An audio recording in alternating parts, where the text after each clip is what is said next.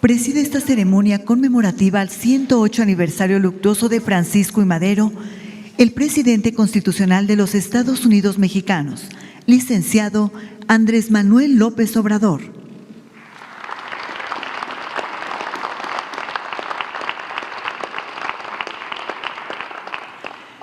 Contamos con la distinguida presencia del excelentísimo señor Alberto Fernández, presidente de la República Argentina.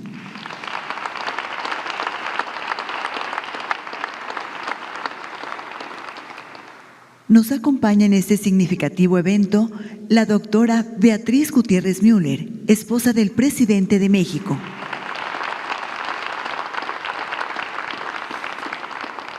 También contamos con la presencia de integrantes del Gabinete Legal del Gobierno de México, integrantes de la delegación argentina, representantes de medios de comunicación y quienes nos siguen por Internet a través de las redes sociales. Reciban todos la más cordial bienvenida.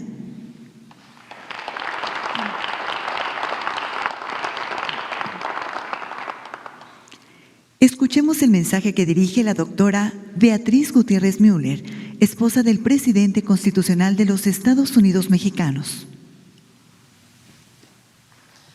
Muy buenos días a todos congregados aquí en este patio, en este lugar donde estuvo preso el presidente Francisco I. Madero. El día de hoy que celebramos el 108º aniversario luctuoso de su persona y del vicepresidente José María Pino Suárez. Para esta ocasión de remembranza, he elegido un fragmento de un libro escrito por un antiguo colega suyo, don Federico González Garza. En 1936, el licenciado González Garza escribió un libro titulado La Revolución Mexicana, mi contribución político-literaria. Y en una parte de este libro, que incluye artículos que publicó antes de la Revolución, durante ella, en el gobierno de Madero y posteriormente, hace una reflexión a tiempo pasado sobre la prensa. Así se llama el capítulo. No quisiéramos tener que consignar el deplorable papel que la prensa desempeñó desde la caída de Porfirio Díaz hasta el asesinato de Francisco I. Madero, porque el elevadísimo concepto que tenemos como buenos idealistas de lo que debe ser y lo que puede hacer la prensa en el seno de una sociedad civilizada, y lo que ella fue y lo que hizo en aquel periodo que pudo ser fecundísimo en bienes para la nación, nos hace experimentar aún a la distancia en que nos encontramos de aquellos acontecimientos, un sentimiento de indignación que forzosamente tiene que reflejarse en estas páginas. Por otra parte, no podríamos ahorrarnos esa pena, toda vez que Madero, en su carta de Tehuacán, hace apreciaciones respecto de los periodistas que lo vilipendian, de las que no es posible desentendernos.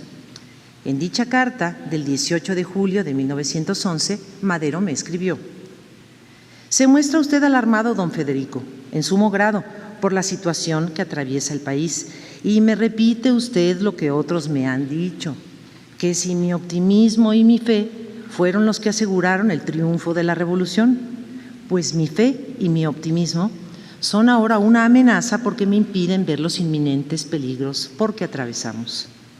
Usted considera que ha disminuido mi prestigio, sin comprender que esa pérdida de prestigio es solo aparente y muy relativa, y sobre todo muy explicable.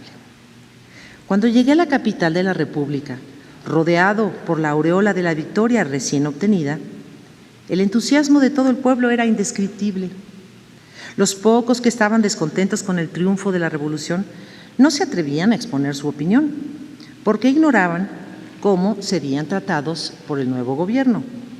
Ahora que han visto que se les deja en absoluta libertad para expresar sus opiniones y que por este hecho no deben temer nada del gobierno, han vuelto a atacarnos como lo han hecho siempre, y por tal motivo los ataques de El Imparcial y del Diario no deben extrañarnos.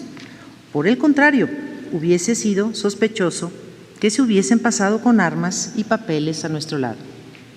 Hasta aquí lo de Madero. Vuelvo con Federico González Garza.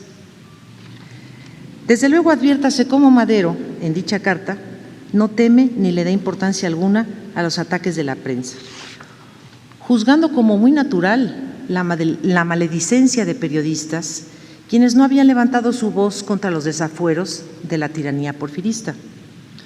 Unos porque se hallaban connaturalizados con la dictadura y otros porque sabían que al periodista independiente no podría esperarle sino la lobreguez de la ergástula, como el horno crematorio en que muriera achicharrado el periodista Ordóñez. No se podía esperar que estos periodistas se tornaran en valientes, pretendiendo ostentarse campeones del honor, de la libertad y la justicia, ahora que tenían la plena seguridad de no exponer ni su libertad ni su vida, atacando precisamente la justicia, el honor y la libertad. Sin embargo, ahora, 1936, se puede afirmar que Madero no tuvo entonces enemigo más cruel, más despiadado, más infame, más perverso y vil que el grupo de periodistas que antes habían sido admiradores miserables o lacayos de la dictadura. Débiles, cobardes y serviles con quien los humillaba, se tornaron altaneros e insolentes con quienes respetaban su vida y los dignificaban.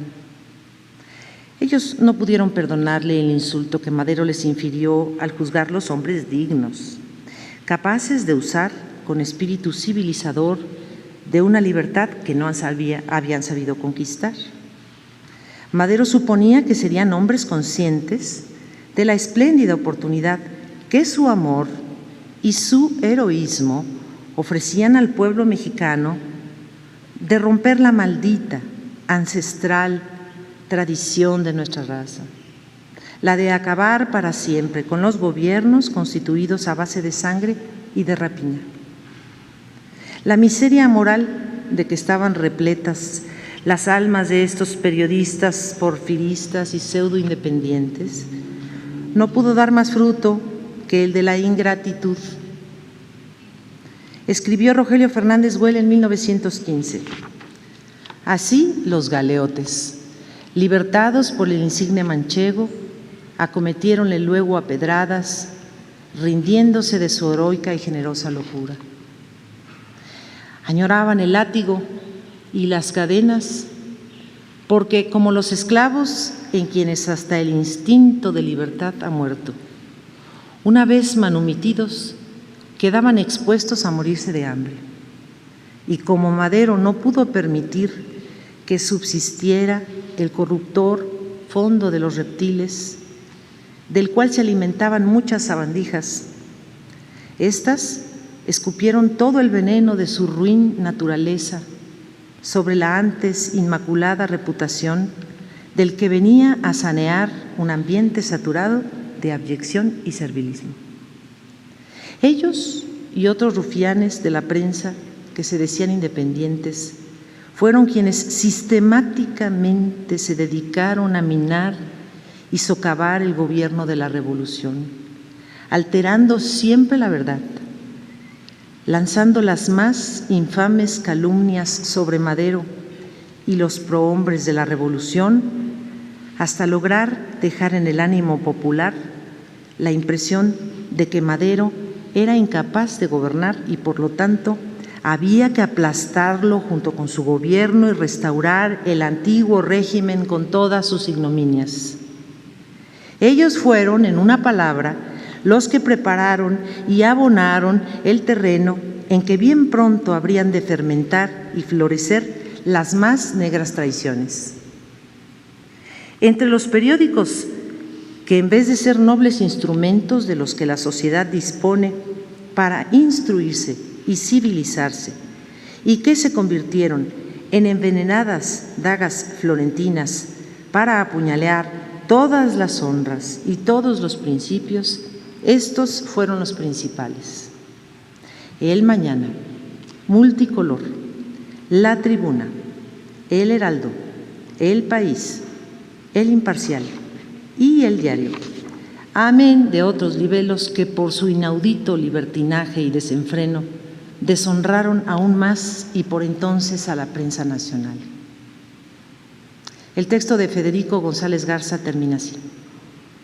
Para que se conozca qué suma tan considerable empleaba el porfirismo para tener una prensa agradecida y dócil a todas las órdenes del dictador y del grupo científico, dejo de manifiesto que don José Iturbide Alvírez, entonces oficial mayor de la Secretaría de Gobernación, me dejó el memorándum en donde aparecen subvencionadas algunas publicaciones de carácter científico o artístico que no merecen los reproches que antes hice a las de carácter político. Yo recibí toda la documentación de la Secretaría General de Gobierno en julio de 1911 y sé con pruebas que el régimen científico de Porfirio Díaz gastaba anualmente la cantidad de 101,826 pesos para ensalzar las excelencias de su dictadura y para acallar la justa oposición de los elementos verdaderamente independientes. Hasta aquí el fragmento de Federico González Garza. Muchísimas gracias por su atención y buenos días.